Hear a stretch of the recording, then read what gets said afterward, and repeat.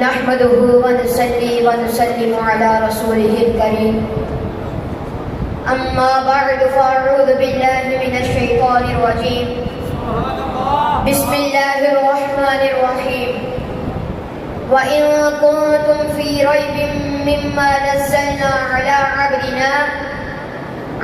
عبدنا فأتوا بسورة من مثله وادعوا شهداءكم من دون الله إن كنتم صادقين صدق الله العظيم إن الله وملائكته يصلون على النبي يا أيها الذين آمنوا صلوا عليه وسلموا تسليما پڑھیے الصلاة والسلام عليك يا سيدي يا رسول الله وعلى آلك وأصحابك يا سيدي يا حبيب الله الصلاة والسلام عليك يا سيدي يا نبي الله وعلى آلك وأصحابك يا سيدي يا نور الله میرے نہایت ہی واجب الاحترام حضرات علماء اکرام اور حاضرین و سامعین، السلام علیکم ورحمۃ اللہ وبرکاتہ۔ آج مجھے جس موضوع پر لب کشائی کرنے کا موقع ملا ہے وہ ہے کہ قرآن مجید فرقان حمید ہمارے نبی پاک علیہ السلام کا ایک زندہ معجزہ ہے۔ حضرات محترم ذرا توجہ فرمائیے، قرآن لاریب کتاب ہے، قرآن بے عیب کتاب ہے۔ کتابیں پہلے بھی آئیں، تورات بھی اللہ کی کتاب، انجیل بھی اللہ کی کتاب، زبور بھی اللہ کی کتاب۔ تورات آئی کتاب کی شکل میں، انجیل آئی کتاب کی شکل میں، زبور آئی کتاب کی شکل میں۔ رب کائنات نے ارشاد فرمایا کہ اے موسیٰ کوہ طور پہ آئے کتاب دوں گا، اے عیسیٰ اپنے عبادت خانے میں جائیے انجیل عطا کروں گا، اے داؤد اپنے عبادت خانے میں جائیے زبور عطا کروں گا۔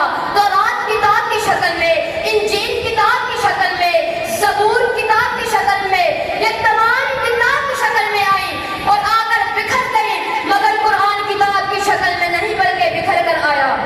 کبھی ایک آیت، کبھی ایک سورت، کبھی ایک پارہ۔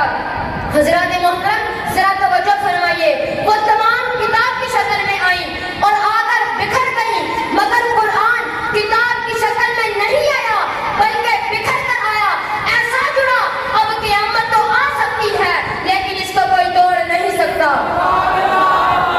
کیونکہ رب کائنات نے پہلی کتابوں کا ذمہ نہیں اٹھایا تھا، وہ کتابیں اوروں کو عطا کی۔ اس قرآن کا ذمہ اس لیے اٹھایا کہ یہ قرآن اپنے محبوب کو عطا کیا۔ حضرات محترم یہ قرآن یہ نبی پاک علیہ السلام کا سب سے بڑا اور زندہ معجزہ ہے۔ یہ اللہ تبارک و تعالیٰ کی آخری اور عالمگیر کتاب ہے، یہ کتاب ہدایت ہے۔ نبی پاک علیہ السلام نے قرآن کریم کے ذریعے سے عربوں کے بڑے بڑے ادیبوں اور شاعروں کو چیلنج دیا تھا کہ اگر وہ اس قرآن جیسی ایک صورت تخلیق کر سکتے ہیں تو پیش کر کے دکھائے۔ حضرات محترم ذرا توجہ فرمائیے، قرآن کئی حوالوں سے معجزہ ہے۔ پہلی وجہ قرآن کریم فصاحت و بلاغت، کلام کی سحر انگیزی، اختصار و تفصیل ہر لحاظ سے معجزہ ہے۔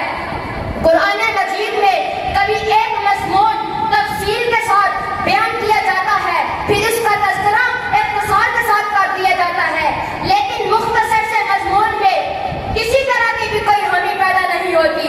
حضرات محترم دوسری وجہ یہ معیاری نثر نگاروں کے اسلوب اور ممتاز شاعروں کے شاعری اور زانہ انداز سے یکسر مختلف ہے۔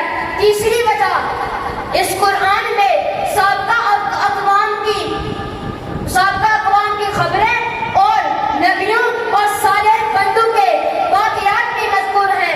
چوتھی وجہ اس قرآن میں مستقبل سے متعلق